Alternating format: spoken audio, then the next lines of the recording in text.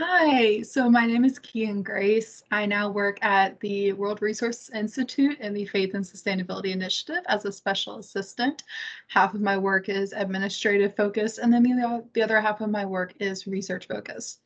So I came into this position through wanting to do work in the faith sector that wasn't directly coordinated with churches and local ministry, but also wanting to make an impact with churches and local ministry on a global scale, such as reducing greenhouse gas emissions. So CAMWA really has helped me prepare for this role in the knowledge of the church communities and how church communities work and operate, as well as the amazing classes on environmental ethics and our wonderful professors that led me and guided me along the way. So I am more than happy to contact folks or talk with you about this work and anything going forward. Please feel free to reach out to me or reach out to Sarah and have her connect you with me.